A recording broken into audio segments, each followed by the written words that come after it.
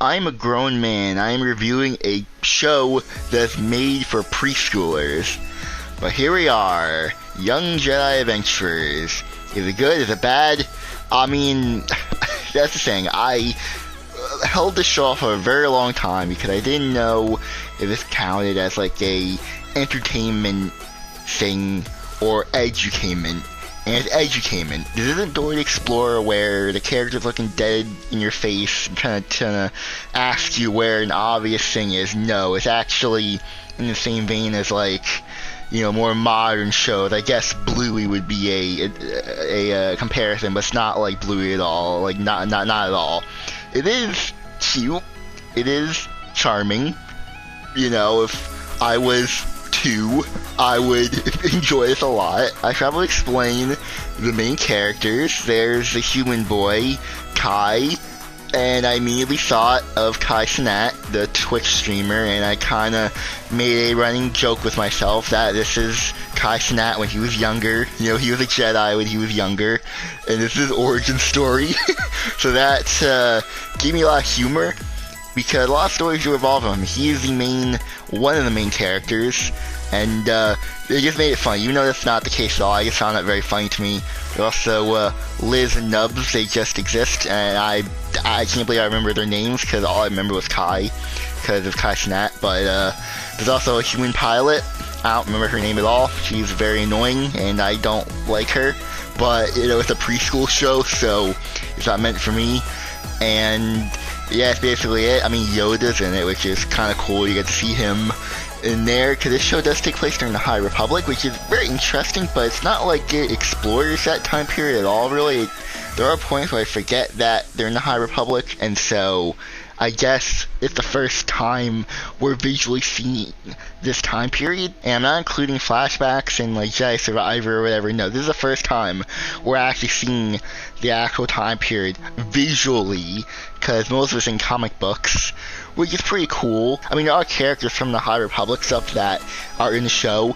Now, the episodes that I watched, cause I didn't watch all these episodes. It's just a pain to watch all these episodes, but in the episodes I've watched, I haven't seen any of the High Republic characters. I know they're in there because people talked about them, but luckily this show is split into 2 episodes, not just 1 episode.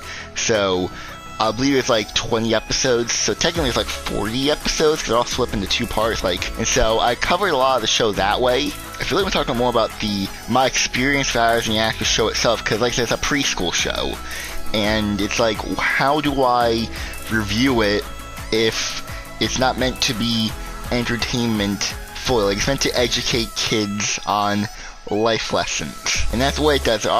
Basically every episode is teaching you a life lesson, whether it be teamwork, or don't judge a book by its cover, or you can do things even in dour times. I mean, most of the episodes see these children out about on their own, literally without any parent supervision, because all the characters are children. And I want to keep that in mind, they're all children, and they're just doing these adventures. They're frickin' going around asteroids, almost getting eaten by giant space slugs, and, you know, almost dying to criminals. And it's like, god damn it, no supervision. There's only one episode where you actually have, at least what I've seen, where there's parent supervision on these adventures, and it's when they're with Yoda. But Yoda doesn't do anything. He actually encourages this behavior. It's like, what the hell is the Jedi Order doing? No wonder they fell. No wonder Palpatine took over. Because, my god, these Jedi are just so, just independent. They just deal with random, alone stuff. And, yeah, the episode with Yoda is actually kind of cool, where they team up. Like I said, Yoda does stuff, but he doesn't really, I mean, I guess he does teach the kids stuff, but it's not like he really parents them. He's not really in control of the situation. He kind of just, he's just a side character and just lets things happen. It's just, I like watching preschool shows sometimes. They're funny. They're unintentionally funny, and like, that's why I kept watching, because the first couple of episodes I watched, and like the very beginning, like the first 3 episodes I watched, like, they're boring. Outside the first episode, I kind of am getting a slack, because the first episode is trying to set up stuff, but the episodes, like the first couple, are very boring. But then I skipped to the middle portion, and that's where I found they got interesting. I shouldn't use interesting. I was entertained by it. I was very entertained. It kept my attention. I wasn't like looking at my phone like, oh, once it's gonna be over. No, I was entertained. It's pretty cool. And the same went for the ending episodes, the last couple episodes, where I was entertained by it. Like, if I would go to my younger cousin's house and this was on, I would not complain. There are a lot worse things that could be on, and if that was on, I wouldn't have a problem with it. It's one of those shows where it just exists. It's colorful, it's charming, and for the Star Wars nerd inside me, there is stuff to get out of it, where when it comes to certain locations, like Kai Cenat and the female girl pilot go to Tatooine, which is kind of cool, because, you know, they do that running joke where it's like, oh, what's Tatooine? Oh, Tatooine, how do you say that name? What is this random ass planet? Nothing's gonna happen here. Like, do that type of joke. And then they even have, like, they run with Jawas and they play the music from, you know, New Hope, you know, the Tatooine music. And whenever they go into the asteroids in other episodes, they fly around asteroids, they play the song from The Empire Strikes Back, you know, the music. You know, they play the John Williams music, the nostalgia for the adults. The babies won't know it, but the adults will be like, oh yeah, that's cool. Yeah, I'll let my kid watch this more on Disney Plus or on Disney Junior, wherever this is being aired on. And it's like, yeah, it's just whatever. But, you know, I still found enjoyment in it. You know, it wasn't a terrible experience to watch this, because I watched way worse stuff that was way more boring, and this, you know, Young Jedi Adventures is a show meant for preschoolers, and it succeeds at doing that. With that all being said, where do I put this in my rankings then?